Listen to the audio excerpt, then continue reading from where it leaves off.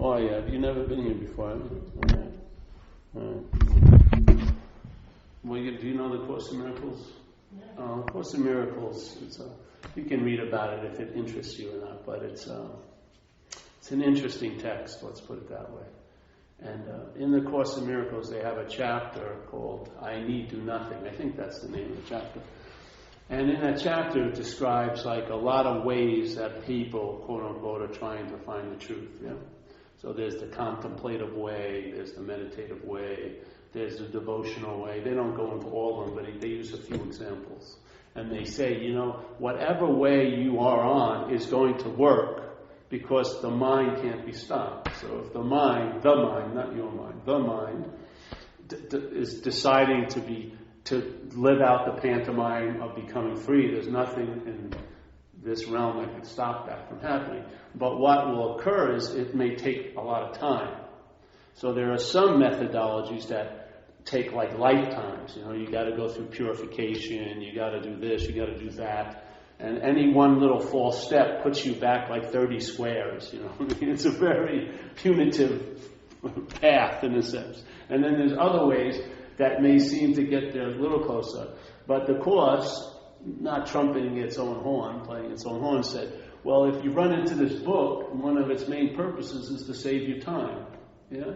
If you would just follow the instructions in this book, do the lessons, this and that, it would probably get to where it would, quote unquote, get you to where you want to go much quicker.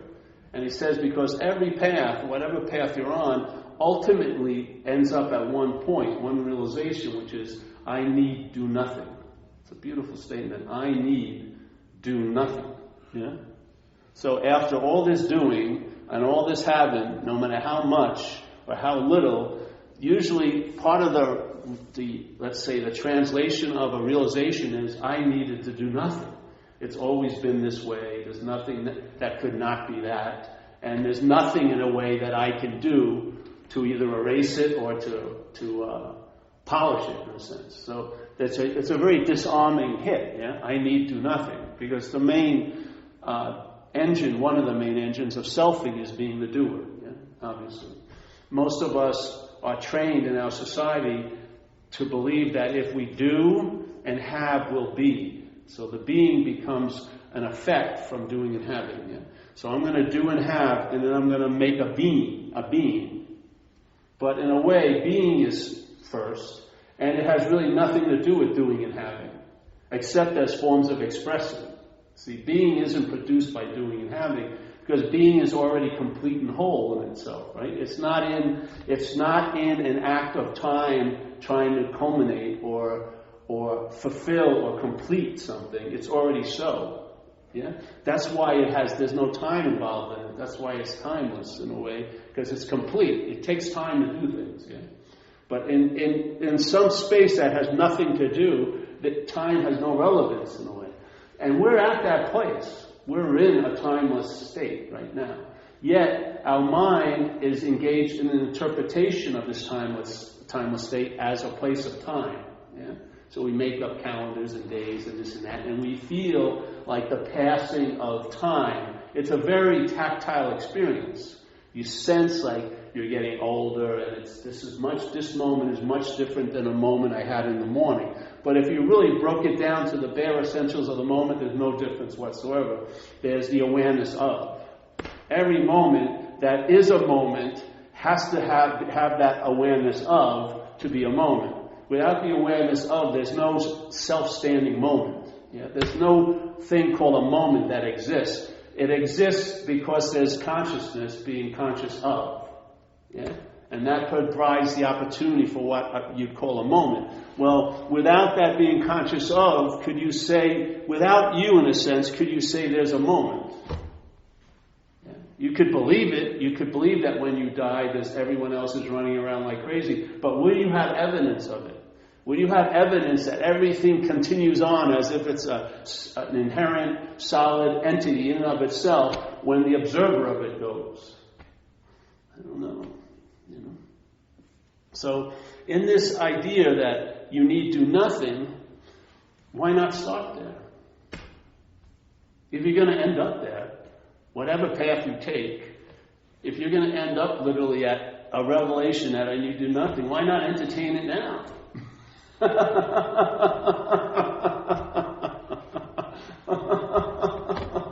Why not? Like jump in front of the line, you know what I mean? Cut in. Get a good seat at the movie. Why not? Oh, it's against you know. You talk about morals, the moral of doing and having is extremely strong. The sense of the only way something comes to pass is if I do it or get it or have it. That's a very strong conditioning. It's much deeper than the morals you may have about cutting into a line or, you know what I mean? It's like a lot deeper.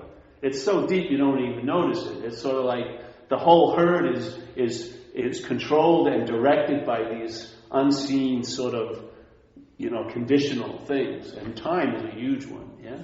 So we don't really value something unless it demands a doing and having. If something is given to us. That's why a lot of people, no one comes to see them talk until they start charging a lot of money. Then people sign up for like $20,000 retreats.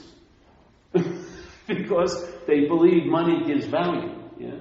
Where in Buddhism they would say, you can't put any value on this message because, well, I'm jumping into saying this message, whatever message they held as this message, because it's invaluable. You can't put a price tag on something that's invaluable. Yeah? So it's best if you can just put it out there, and if you need donations, go for donations. Yeah?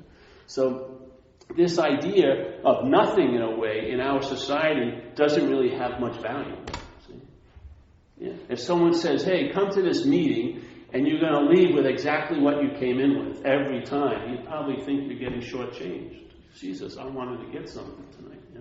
I didn't fucking get anything from that guy. Not going back there. How dare you give nothing? Where's the procedures? Where's the practices? Where's the sign up for the 5-year subscription? Where's the, the secret handshake? Where's some kind of something I can do? Well, to be true to this message, the best thing to offer is nothing. And then watch your mind make it something.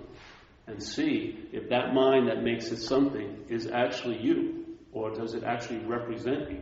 If it doesn't represent you, you won't be beholden to what it represents. How it interprets things, you'll be freed from the interpretation of that. But you will never get freed from the interpretation as the interpreter. It'll just morph into different interpretations. It'll always be self-centered. It'll always be either a very subtle or a very strong identification as a long-lasting, separate, independent entity with a sufficient amount of difference from everything else to make it special. This is different than that. To me, it's much different than that. So, I remember when I was invited to look at this thing this way. It's not a thing, but how can you say it, And I saw how many meanings my mind gave it for the first year or two. It made it something like every freaking second. It could not stand just seeing nothing or just leaving it alone. It always had to make it into something. Yeah, there's got to be more, but there isn't. It's simply that you may not be what you're taking yourself to be. And then what occurs is, if you introduce that invitation in, it may start eroding this incredibly super steel reinforced assumption, because you're the steel that reinforces it. It has no legs to stand on its own.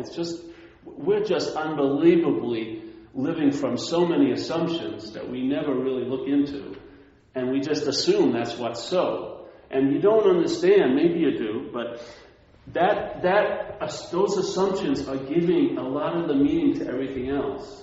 So you may just take that to be what's so, but it's also making everything else what's so. And if you're tired of living with all these things being the way they seem to be to you, maybe look at that. If that would shift, the meaning that was given to things would change. Yeah?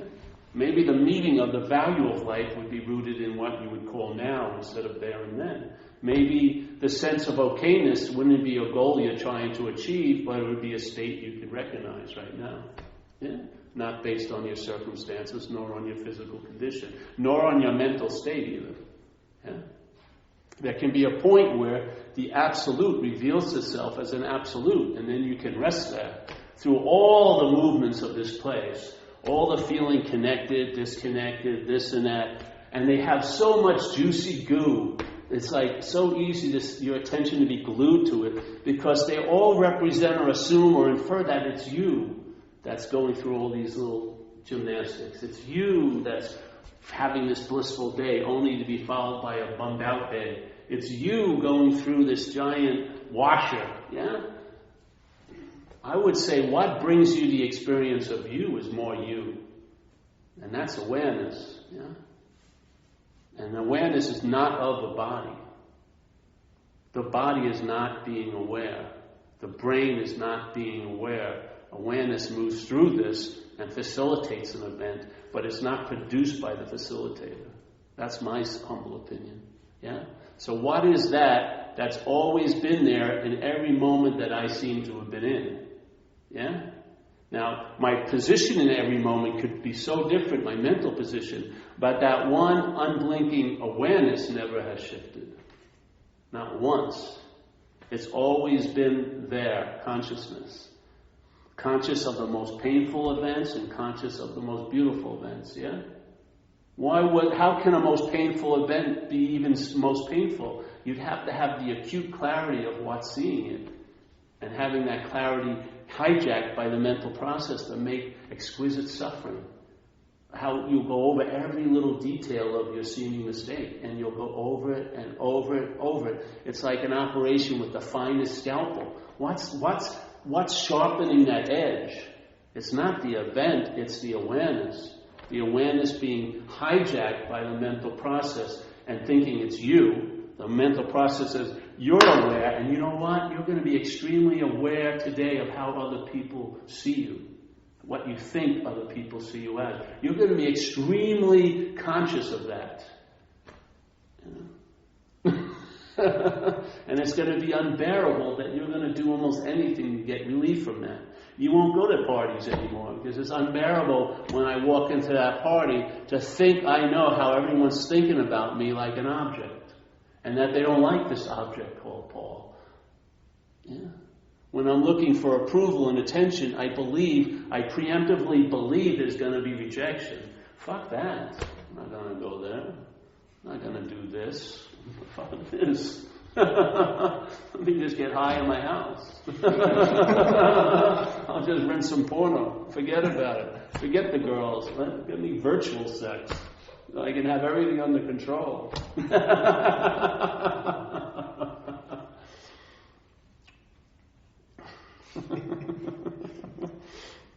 So I know this is a simple invitation. The invitation is not to find out what you are, because you can't, but to see what you're not, because you are. You are the seeing of what you're not. You are not what thinks it can find out what it is. You are not that. You are not that crazy idea that the thought system can leave the source and then have an experience of the source as something other than the source. So to try to find out who you are from what you're not is pointless to me. But to see what you're not is pretty good. Yeah. And in a way, that seeing of what you're not doesn't take any time to come to pass, because every day, basically, you're seeing what you're not. And hopefully, after seeing what you're not so much, the emphasis will move from what you're not, because you will be finally entertained, hey, I'm not that, and will go to what you are, which is the seeing of it. And then you will have found yourself. Not as a place, not as a stationary thing, but as a verb called consciousness. Yeah? As an awareness, as a verb called being. You'll finally leave the formatted way of knowing something by freezing it into a name and form, and you'll go with the flow of consciousness. Yeah? And all the emphasis on all the things you become conscious of will still occur, but there'll be some of that emphasis on what's conscious. So instead of being so engaged in everything you see, so to the point where you don't see anymore, it turns into a form of looking called self-centeredness. Yeah, there'll be an immunity to that total engagement with what you're not, and you'll start seeing. Yeah, and you'll start seeing what all that activity, which infers or points to a you, Yeah? But now what's seeing is what it inevitably points to. It built a billboard in front of the seeing with you with a happy face or a sad face and a body, and it started capturing all the attention and interest and sucking into this billboard story of a life. But if you could just look, let it go a little more, it goes right through the billboard, and it's actually always going back to what you are, the seeing. The attention, no matter how far it goes to be attentive to, no matter what it is, it always returns to its source, which is the seeing. Yeah? That's the only way what's unhappening could ever even seem to be happening. It's not the mind, the conditional mind, it's the mind that gives it. It's like the movie isn't so good, it's the audience, yeah? It's the mind believing something that makes it seem so juicily so. Because I'll tell you why, if that thing could fool you, then it would always fool you. If something fools you one day and doesn't fool you the next, then what is it? Is it something that can fool you or not fool you? It's neither. It's whatever the mind gives meaning to it. Yeah? So like Monday you have something, a problem. Tuesday it's not a problem. Wednesday it's a problem again. What the fuck is it? Is it a problem or is it not a problem? It's neither. It's wherever you're at is giving it its meaning. If you're not in a good condition, that thing that would just be looked at as, is a big freaking problem. Yeah, you see it. Once you see it all, or not even all, if you just see a little bit of it, in every one of its movements, the principle is in it. It's like a hologram, you know? In a hologram, if it was breaking down, every piece has the whole image in it, yeah? If you take a hologram, break it into 1,000,000 pieces, each piece has the whole image in it. Well, the aspect of selfing in each one of its movements has the whole principle of selfing in it. Yeah.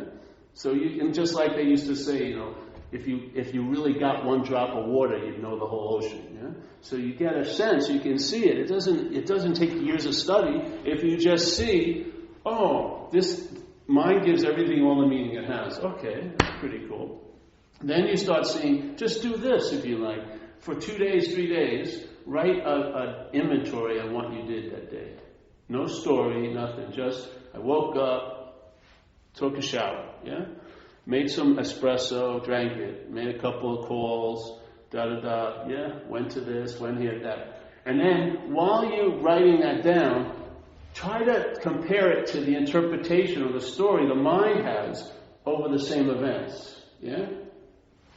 See the basic raw data of the day, and then see the mind's interpretation of that raw data. One day will show you the whole beast. One day of really looking at it will give you an indication of its whole theme. One day. And sometimes the disparity is unbelievable from actually what's happened and what was being thought about.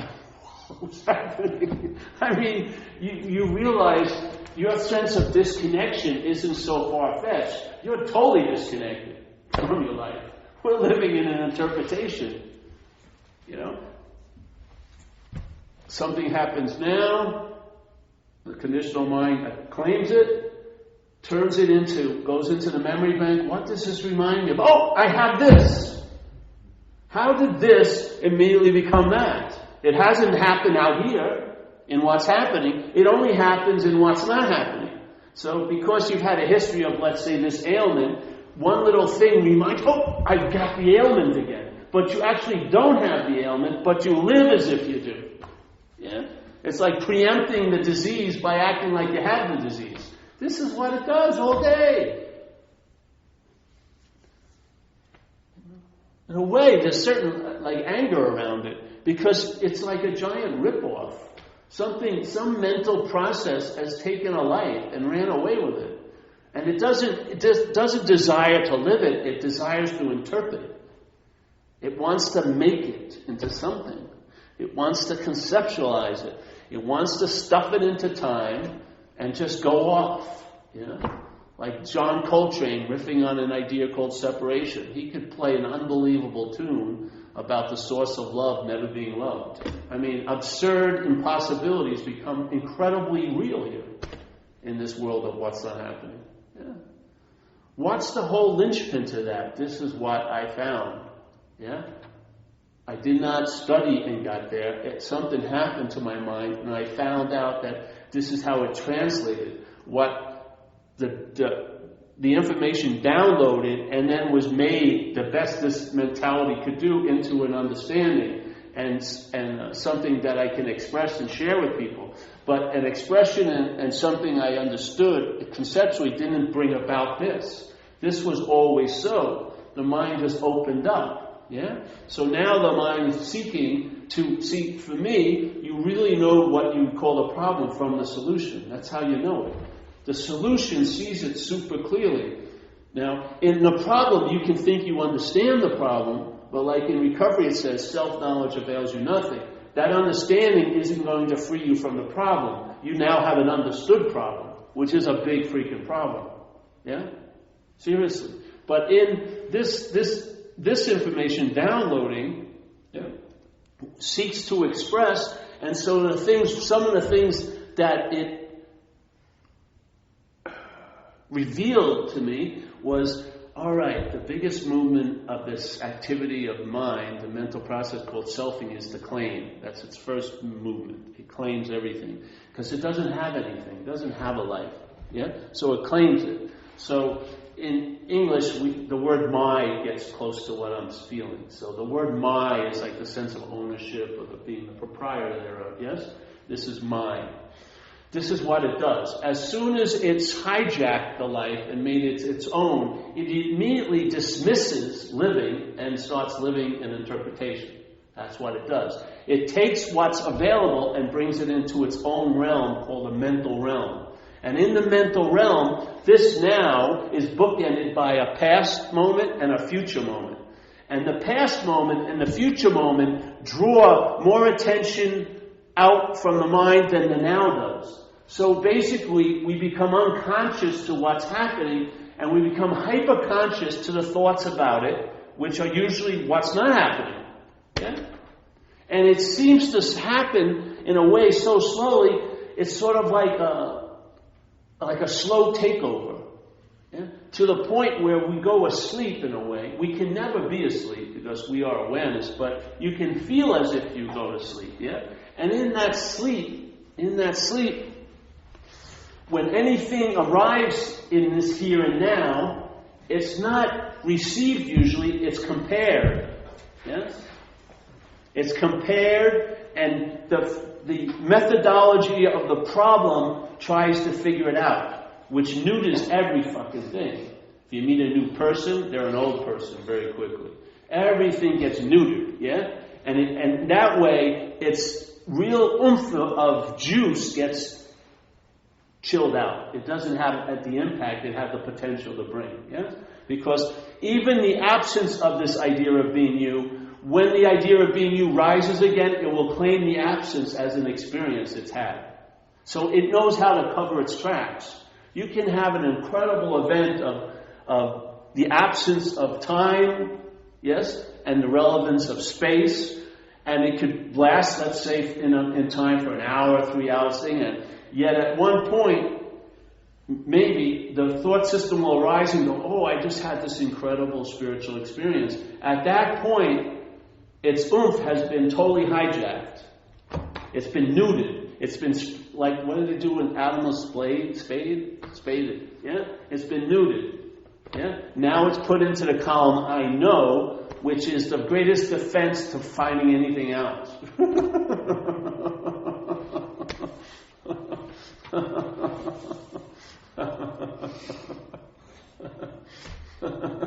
It's pretty much dead. But that's how the conditional mind wants it. It wants it dead. If it shows any life, it just thinks about it until it's fucking dead, you know. Sometimes it takes one blow, sometimes it has to go over it a lot. But usually it gets beaten into deadness in a way. It can be beaten into deadness, but it seems to be, yeah? Yeah. It's like when people go, something's bothering them and they leave whatever's going on because they want to go home and think about it, as if that's going to solve anything. That's like fucking pouring gas not even on a fire, it's just an ember. It's just a possibility. You throw gas on it and it seems to be, oh, I've been dealing with this fire. It wasn't even a fire. It was just an ember you were kicking to start something, the mind. And, oh, let me think, jeez. So there is a solution. There really is. From the solution's point of view, and I'm using the term problem solution, that's just a term just to express something. It doesn't mean it's so that way. But in this case, from the solution's view, the problem is inherently imaginary. That's the beauty of the solution. Yeah? And if it is imaginary, the problem, then what more do you need to do about it except realize it's imaginary? There's nothing more. If you did anything more, you'd be taking it to be real. Yeah? If you woke up to something as imaginary, there would be the appropriate move would not to do anything. If you did something, it would give it the meaning of being real again. Yeah.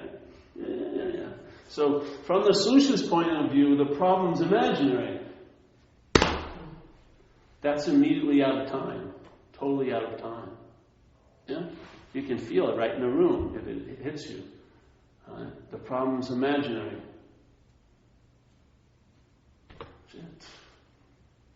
The whole ignition of doing and having, just shut off. And then what you're left with is the presence of mind. Yes? The emphasis is now on what's seeing, not what's being seen. Like I had this one email and it was talking about the thoughts, and the thoughts about what's not happening are happening, yes? The thoughts about what's not happening. So there's a thought happening now that contains conceptually the idea of time like a week from now, yeah? Now, when selfing claims that thought as it's about me or mine, yeah? It's not about seeing the thought anymore. It's about what the thought provokes, yeah? In other words, the thought now incites the selfing, yeah, to remember a fear it once thought it had in the past, a memory, this and that gets ignited, and then immediately the attention and interest to what's happening gets dismissed, and you go into that realm of what's not happening. And you believe the only way you can get out of it is what actually promotes being more in it, which is the ladder of thought. You start thinking and thinking and thinking and thinking, and you try to soothe it with, well, I can't possibly have that condition, but... And so you believe you're trying to climb out of it with the only system you seem to have, which is the thought system that's being relied on, but that's actually being in it. The more you try to get out, that's the feeling of being in it. That's why it says in recovery, self can't get out of self. Yeah? So as soon as the self becomes the dominant paradigm, which has to be of time, then the thought system, which is of time, can't be used to get it out of time. It's just going to get it into another time. Yeah? But timelessness can bring you out of time. And timelessness is always available at all time because it's not of time. So if you get a sense of that through a pause or through something, or the mind going an unspoken yes or an aha, that precedes the whole thought system. That aha doesn't come from eight thoughts as an effect of the thoughts. It comes before the thoughts occur. Yeah, it's like the mind hiccuping before the mental meal. Yeah, or burping before the mental meal. It's already filled already. Yeah, nothing has to be thought about. That, I would say, is getting closer, in a way, to what we are. Yeah? Instead of taking the train of thought, which takes our attention and interest to many locations that seem to be farther away from where we want to be.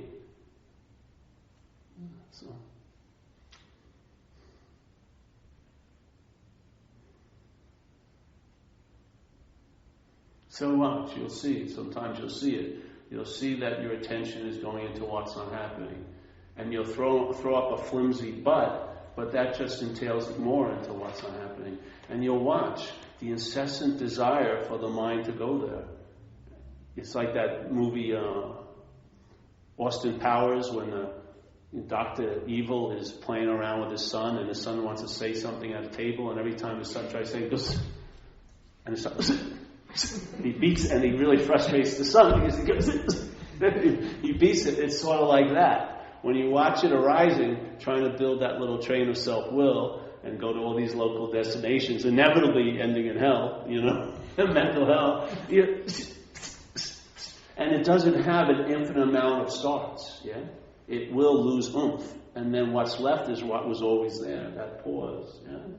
And then your mind may get used to being in that pause, and then an immunity builds to taking all these little trips into nowhere, yeah? And you're located right here, and it becomes obvious the difference between what's happening and what's not happening. There's not much of a confusion anymore. I mean, it's quite easy to tell the difference between what's happening and what's not happening. What's not happening doesn't have the quality of what's happening, which is it's happening. It just doesn't have that quality. It can have thousands of qualities, but it never captures the quality of what's happening. Because there's evidence that it's not happening if you're looking, feeling, seeing, smelling. I mean, literally. I mean, what more of a solution do you want? Just the eyes to be able to see what's happening and what's not happening could save you a lot of trouble. Travel a whole lot lighter. Just with that, just with the idea of separating the mind from thoughts, you would travel a whole lot lighter. If you could separate thoughts from my thought is unbelievable. It's like a mobile distribution center. The mind is just chock full of meaning. As soon as anything is claimed as mine, it distributes meaning to it. The conditional mind just downloads meaning to that thing, be it a girlfriend, being financial security, being physical health, being this, being where I live, my roommates, whatever it may be. As soon as the mind is engaged there, you're going to get a giant wallop of a freaking interpretation. Yeah? And it's going to be taken to be real. So you're going to be wrestling with ghosts. I know they're thinking bad about me. The fucking roommates don't think anything about you. I'm positive while you sit in your room. I've got my little mental periscope. I can see what they're doing there. Having coffee in the kitchen, it looks very normal, but I know what they're up to. No, you fucking don't. Jesus Christ, your mind's just going off.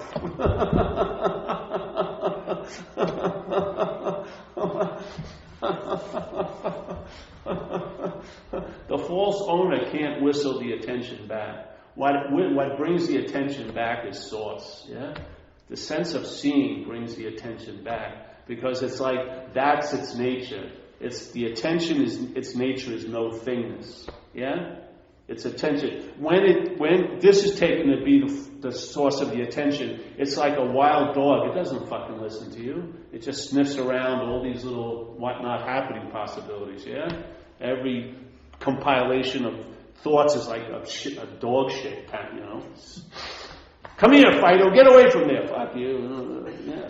But the attention, when sensed from that you're the seeing, they're of the same quality, no thingness. And that attention, goes back there. Yeah. And know why? Because it attends primarily on the source of everything, which is the awareness. Then it has enough to attend to what's happening. Yeah? And it totally realizes any spending of attention in what's not happening is just like pissing in the wind, really. It's totally pointless. There's no you that gets this information. It happens without the sense of you. It totally bypasses the you. And you know what happens, your little narrator? The best it can do is find out later. It just sees it over months and then starts trying to say, oh, I've been really wise lately. No, it's nothing to do with the you that's moving up, the mental process that tries to claim the wisdom. The wisdom is just available because you're out of the ass of self now. That's all it is. I mean, it's not like you acquired a new position that all this energy is focusing on you and you're receiving all these special downloads. It's available at all times for anyone. As long as when the mind gets freed from the bondage of self, mind is available. Yeah? A whole new slew of possibilities get entertained. You don't have to read a book with all the new possibilities, like a chapter. I'm on chapter 5, the possibility of okayness now. That it downloads. The possibility is like a living possibility. You don't read about it. You know it. You know that it's the way it is. Yeah? You know that, in a sense, in a true sense, you outshine every situation, every circumstance that has ever happened, and any and all feelings and thoughts about those circumstances and situations. What is so outshines everything. Yeah?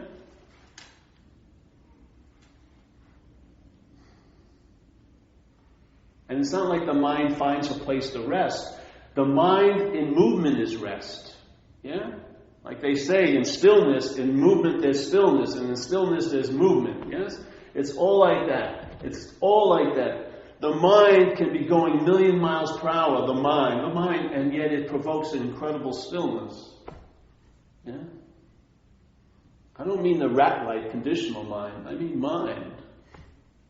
So, I felt a lot of things coincided with when this download occurred, and it was a hit that I was not that. And it was so profound when I went back to Book of Recovery, because I had done these workshops that were primarily on this one chapter called How It Works, and I'd done them for years in AA. Yeah? So I had read these words many, many times, and I had shared about these words many, many times. I went back to the book, and the words had a whole new meaning. I mean, when I saw the word self, it meant something totally different. There had been a leap of mind when it came to understanding the idea of self. I mean, it was like the lens, the camera lens, had opened up, where I had a whole different view of self and self-will and self-knowledge and all this stuff as a foreign installment, or more like a parasitical tendency. Yeah. I didn't read about that. It came, and then from there on, I could read it in the words that were being said, but they weren't those words. Yeah, because I could felt it. I felt there's been a takeover or a possession in my life when alcoholism became dominant. It wasn't always dominant. It started as an idea, yeah, when I was about 6, but it grew in influence to where it had me so uncomfortable in my own skin since I was 6 on, and everything was thought over. Every fucking thing. A feeling was never a feeling. It was always cut open and researched and analyzed. It was like everything was under review. Every freaking thing that came to pass. It was just so much unbelievable obsession with self. And I had no idea what that was, you know. I had no idea, that's obsession with self. I just thought it was the way it was. I can't get in your head. I don't know how you think, you know. I just took it to be, hey, I'm thinking, this must be the way thinking occurs, you know. But the thinking had been turned into a formatted system of self-centeredness that I felt, now I'm the thinker of these thoughts. And then when I was young, I didn't have bad or good. Now everything was bad and good. Everything had meaning. Yeah? Almost like a puritanical fucking, you know, stick up your ass type meaning. You know, very fucking weird. You know? Every time I did something I liked, I had to get punished for it somehow. It just couldn't be, I could enjoy myself. I could only enjoy myself with the threat of punishment, you know. So it was just a weird little going on, and there was no way out. There was no way out as that, yeah. The way out is I'm not that. You know, I dabbled in a little therapy, forget about it. I would have had to go into like 60 years, have the person live with me, you know, 4 sessions a day. It still wouldn't have made a dent. You know, if I got over the family of origin problems, I'd have my Martian family of origin problems. The mind can make up shit all day. It doesn't have there's no reality for its neuroses. It can make up a neuroses at a drop of a hat and give a historical feel to it. I've always been this way. I'm telling you. So, there is a solution, man. Maybe start with, hey, if I can't even shit when I want to, if I'm not what's pumping the blood in my body, it doesn't seem like I have control over that. I'm not beating the heart, yeah? I'm not digesting any of the food I ate earlier today, am I? I'm not, you know, supervising the digestion, yes? then how could I possibly leap to the idea that I'm the thinker of these very subtle process of the brain, this subtle process called thinking? How could I fucking believe that I'm the thinker of that when I can't even do the grosser movements of the body? Yeah? I mean, that's a big leap to believe I'm thinking this incredible subtle event called thoughts. Yeah, I can't even shit when I want to. I mean, come on. I don't know. I just think these questions are pretty good. Because once you start looking at these assumptions with a little bit of suspicion, they fall apart under any kind of inquiry. Yeah? What happens when a system falls apart, another system takes its place? Yeah? Let's say another modality of mind. Once the attention and interest realizes this is a failed system, it's going to seek another modality of mind. And maybe that modality it finds may not be failed. Yeah? That's what we do in AA. We admit to ourselves that, hey, why do we have so much fear today? Isn't it because self-reliance has failed us? So perhaps there's a better way. Instead of trusting something finite, which is this idea of self, we're going to trust something infinite. And we're going to move across this line to leave the finite to the infinite. Yeah? So like when my life is planted in this pot, it's very small, doesn't have good soil, it doesn't get much light and not much water. So though I have the potential to bloom, I never bloom in this pot. Yeah? And let's say I have self-centeredness, so I'm blaming myself for not blooming. Something's wrong with me. No, it isn't. It's the pot. You don't have enough fucking soil. You don't have the things that will allow you to blossom. Yeah? So now we're being moved to another pot, which is relying on something infinite. Yeah? Planting ourselves there and see what happens. In AA, you see some of the greatest demonstrations in the world.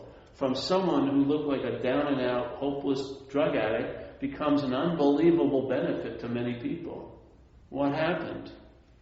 He was potentially that, and he's potentially this. It matters where his mind is resting. They say the problem is obsession with self. I'm saying it's identification as a self. Yeah? Because I've watched a lot of people leave this failed system, but as the failed system. And when they arrived at the promised land, it started to take a look at like the same place they were. So like you drop an alcoholic into heaven, it's hell in a day, But if I'm not that, then when my mind does leave it, it can leave it. And when there's a breaking of that its view, there's no fondness for it or remorse, and you don't look back. Bye-bye. You don't get fooled by the little sirens of Ulysses. Oh, Paul, wait for me. I want to be there when it gets good. No.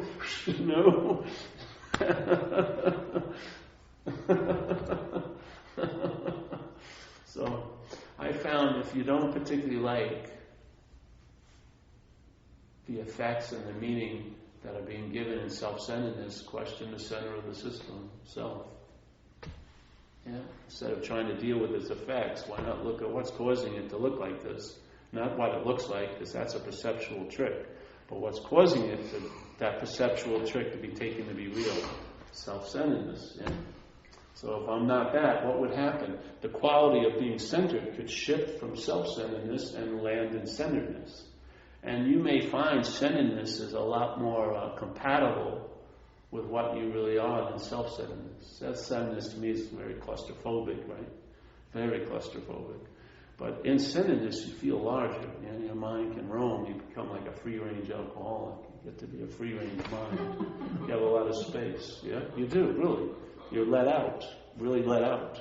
And you can entertain possibilities like, you're okay now. Yeah. Yeah. And if you entertain the idea or the sense of being, you'll realize that it's not of time because it's not in any act of completion. It's already so. It's contextual. It's always already so. So it's not playing that game. So the solution is immediate because it's not of time. And it's always available at all times, right where you are. I mean, in a sense, if you could call that love, if there could be the dream of being in a problem And love would override it by constantly being available to what thinks is in the problem. That would be the solution. Always available at all times, right where the seeming problem is. Yeah? That to me is love, really. Yeah. So, I think in recovery, I don't know if this is so, but I think it says we're not people who have problems, we are the problem, yeah? I think so. I think in one part of the book, I hope so. My whole basis of this talk is on that idea, so I may have changed the book of AA, but I don't think so. If I did, forgive me. The point's valid, I believe. So let's say the problem is you. Yeah. Then basically, that hopeless state of mind and body is a hopeless state of mind and body. Yeah.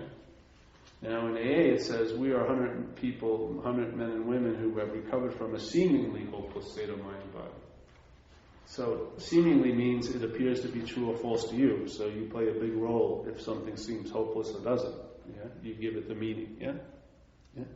So all right. So in identification as self, that's the closest you could get to explaining why you're the problem, right? If you were identified with the problem, the feeling would be you're the problem. Yeah? Yeah. And in that, where the solution would be is you're not that. Yeah? And if you're not the problem, when the mind is taken out of that little lock, it entertains, I can be free of that. Because now it's not taking itself to be that. If the mind takes itself to be that, it can't leave it. Yeah? Because it believes it's that. Yeah? This isn't a stationary place. It's a movement of mind with selfing. So wherever you seem to go, it will be there. Through identification as. Yeah? So wherever you go, the problem still is you. But the solution is the same place. You're not that. Yeah? You are not the problem. That's when the seemingly hopeless state of mind and body is seen just to be not so. And you see all these people getting recovered and everything like that. Tons of evidence. Something shifted, yeah? So for me, the real relief comes from getting the correct diagnosis, which is, I'm not that. Yeah? Because if there wasn't a hint of that identification as, he would have kept saying, you have a problem. Yeah? You have a problem called alcoholism. You have a problem with drinking and using. You have a problem with your ex-wife. You have a problem. And that would be a valid statement, but he went past there. See, like when I did coke, I loved coke, but I never became cocaine. Not one moment when I was doing coke did I actually think I was cocaine. There was always a sense I was someone doing coke. Yeah? So my obsession in this life, I'd never seen it more obsessed and gone longer than that obsession concerning coke. I mean, it went pretty damn far, my obsession with coke, yeah? But it never reached a point where identification as took place. We're already starting at the identification as point, you know what I mean? We believe this is a new day, it ain't a new day. we're trying to wake up we're at 12, in a sense, and sort of retrace the steps. Because we're not at square one, in a way. We are actually, because we're not that. But the idea of taking yourself to be you is way down the pike. It's already, the selfing has produced its product, the feeling of being a you. You know, ooh. So we like to just check it out. So question, is that so? If that's not so, the 12 imaginary squares get erased and you're right back to where you always were. Yeah? But not as a self. You know what I mean? Not as a self. Because you never were a self. So I believe the diagnosis is identification as self. Yeah? And if you hold it, I think it's going to bear a lot of good fruit for you. Seriously, while you're trucking around. If you can entertain the possibility of it, I think it could really bring about a lightening of the load. Yeah? But not for you. So if you want to get it, it ain't, nope. See, every time you offer the candy, you see who comes. Nope. And then one time the candy's offered, no one moves, that's it. You got it, see? Yeah, the candy isn't outside of you. You are the candy. You're just seeing it out there as a something, but you are the candy. Yeah, just like that old story with God's door. Sonny's heard it tons of times. Heaven's door? Oh yeah. So here's heaven's door. I have an urge to go to heaven, It's a nice urge. I feel very noble about it. So I knock on the door. God opens the door, and it takes no time. In heaven, there's no time. The door swings open. There he is. How did you get here so fast? And he goes, and I go, hey, can I come in? And he looks right at me, and he goes, Paul, can't come in. Mm-hmm. So I get pissed off. Fuck, jeez. So I put it upon myself. I got to get better. So I go back out and practice really diligently and get robed, patchouli oil, practice my loving gaze and beads and say the 800 names of God, or whatever. And I'm thinking, all right, I got a good resume. So it's very uncanny. It always makes me feel weird when he just opens the door. I thought maybe God was somewhere else, but he's right there. Fuck, every time. How did you get there so fast? And I go, hey, can I come in? I've got my bags packed, with heaven, forward to heaven, they're coming more. And he says, no, Paul can't come in. So I fuck up, I'm pissed off. I get really disappointed now. So then I go act out. I go crazy. Get loaded. Fuck God. I don't want to be in heaven. I'm going to make heaven, whatever. Party. And then life kicks the shit out of me, and I get washed up on the shores near the God's door, and something happens. My mind shifts. And I walk right to the door, knock on the door, and now it doesn't surprise me. God's right there. And I go, can I come in? And God looks right at me and says, Paul can't come in. And I walk right in. He was just stating a fact. Paul, Steve, Mary. Any identification as something that you're not can't enter heaven. Yeah? When I was taking it personally, I thought I was prohibited. As soon as I realized I wasn't that Paul, I walked right in. There was no requirements necessary. Yeah? But as long as there was an identification as that thing isn't going to be able to go to where you'd really like to be, maybe. And it's prohibited, yeah? So that's sort of what it's like. You can entertain some possibilities, just like look at the thought system during the day. See, just maybe look at what is the thought in my thoughts? What value, where's the value going in my thoughts? Is it going to the past and the future more than now? And if it is, maybe say, well, what is that? I would think that's a suspicious little revelation. All right, and then where do the thoughts usually take me into what's not happening? Yeah? They're usually not about embellishing or increasing the sense of being here. They're about bringing you to there and then. Yeah, aren't they? It's okay. All right. So the thoughts don't really care much about now. They always want me to go there and then. Yet I can't escape from now. But for all intents and purposes, I don't seem to be here. But the solution is I can't escape from here. So the idea of getting into the moment is really based on the belief I could be out of the moment, which I can't possibly be. And the desire to get out of self, which has never really radically worked, and I believe why, is because you can't actually be in self. You can appear to be and be obsessed with it, but you can't actually be a self. So any attempts to get out of it would just give it credence. Just like every attempt to think you can get more into the moment would give credence to the idea, which is totally absurd that you could be out of the moment. So you start looking at it, see the assumptions. They're unbelievably outrageous. Yeah? And yet, they're the starting point for most of our days. And they're very rarely questioned.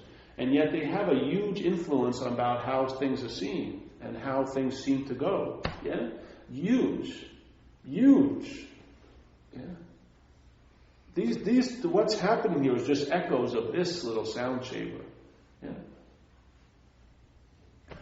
If you like relief from this, look there. Yeah? If where the meaning is being given from shifts, you may get a whole new slew of meaning to life. Yeah? New meanings to you, new meanings for you, new meanings to time, new meanings to value, new meanings to everything. Yeah? And your ability to respond is there. So now you'll just respond to new meanings that has been given to life. And those responses, instead of provoking anxiety, may provoke an ease and comfort in your own skin. Yeah.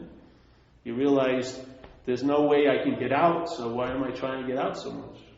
And there's no way I can be more in, so why am I trying to get in? And just realize there it is. Yeah.